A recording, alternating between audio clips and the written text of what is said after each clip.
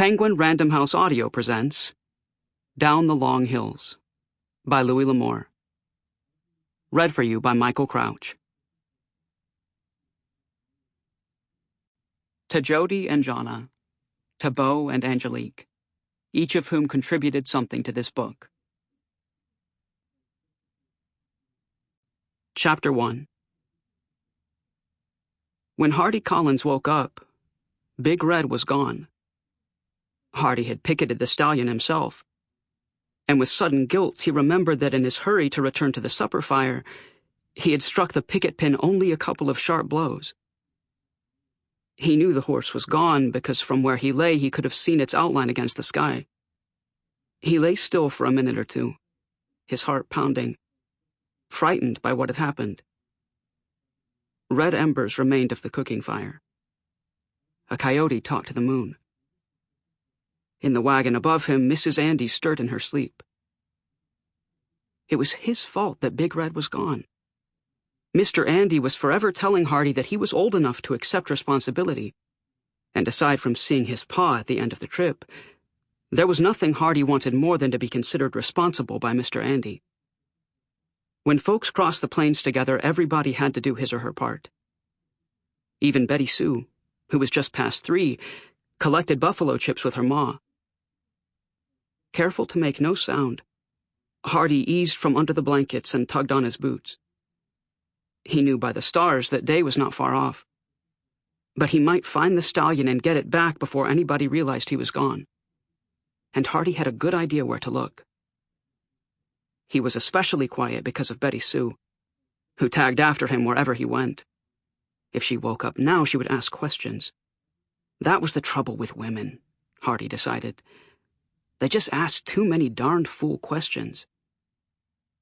First, he got his canteen. Mr. Andy had warned him that a Western man should never be without a canteen of water. And out where his pa lived, water was a scarce thing, so it was better to learn that lesson now. His hunting knife he always carried with him, because that mountain man who had stopped by for supper and a yarning time had said that if you gave an Indian or a mountain man a knife, he'd make out anywhere, no matter what. The circle of wagons was on a low hill with good visibility in all directions, and it was only a little more than a mile to the place where Hardy expected to find Big Red. There was a seep back there with green grass all around, the best grass they'd seen in days. And when the wagons made camp for the night, they had picketed the stock on that grass. When Hardy had gone out to bring him in, Big Red was of no mind to leave, and it would be like him to go back. Out away from the wagons, it did not seem so dark. He had walked almost a third of the way when he heard a rustle behind him, and, scared, he turned sharply around. It was Betty Sue. "You turn right around and go back," Hardy said. "What would your ma say if she knew you were out this time of night?" "She wouldn't mind if I was with you." "You go on back," he repeated. "I've got to find Big Red." "I want to go with you." She would surely get lost, Hardy reflected, if he made her go back now. Or she might even try to circle around and get ahead of him. It wouldn't be the first time she'd done that.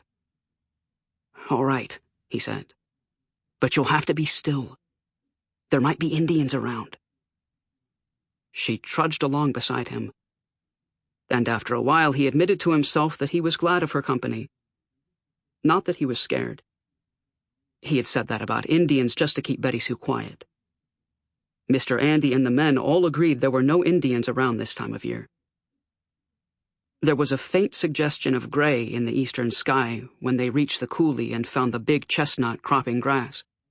He looked at them, ears pricked, and then started toward them, dragging his picket pin behind him.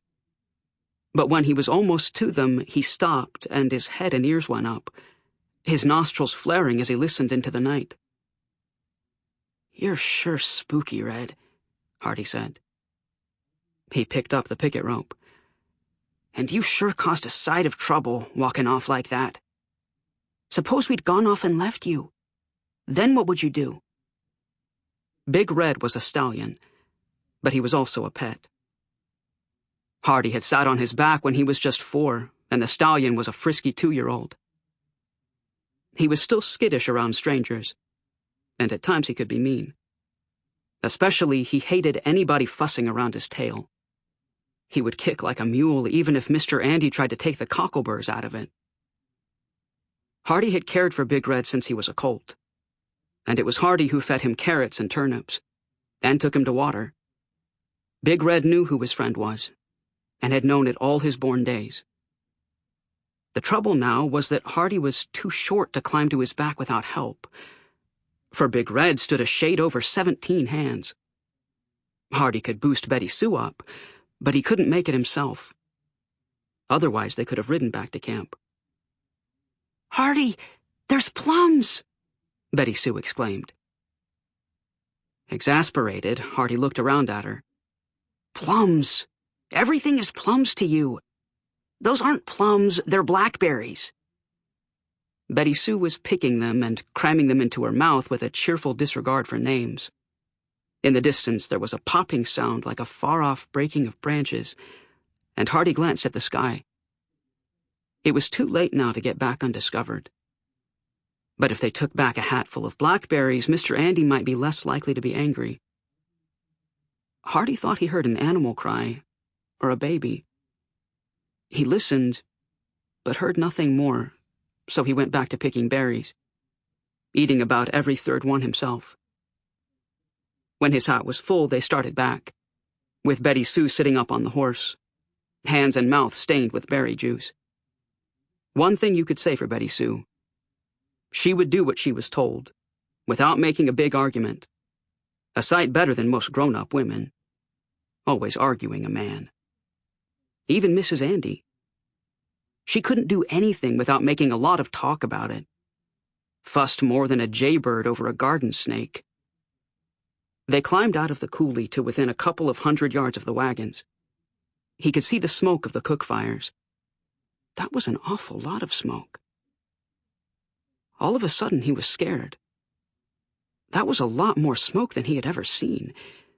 Even that time when somebody dropped some hot coals and started a grass fire inside the wagon circle.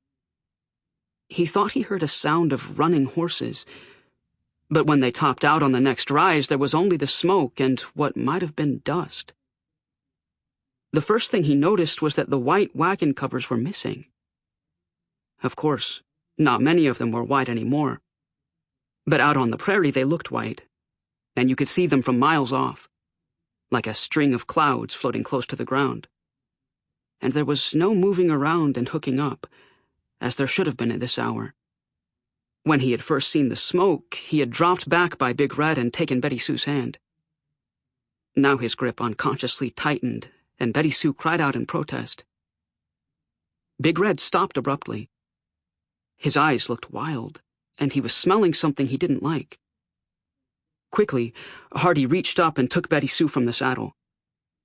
Night after night before starting west, he had listened to stories of Indian attacks and what had to be done about them. Squires, the mountain man who had stopped at their supper fire to eat and talk, had warned them too. Hardy had listened to too much such talk not to realize now what had happened. He drove the picket pin into the ground and took Betty Sue by the shoulders. "You sit down," he told her. "I've got to go up there. You move 1 inch and I won't take you anywhere ever again." She looked at him soberly. "I want Mama," she said. "You just sit there. Sit right there." He trudged off alone, making slow time up the long slope of the hill. His heart was pounding heavily, and there was a lump in his throat he could not swallow. There had been only 12 wagons in the train, but starting late in the season, they believed they could make it through without trouble. The war party that had attacked them had been a small one, outnumbered almost 2 to 1 by the men of the wagon train, and the attack had been a surprise to both parties. The Comanches, ranging far north of their usual haunts, were riding fast for home. They came upon the wagons unexpectedly in the first light of dawn. The guard had been stoking the fire for breakfast when the arrow struck him.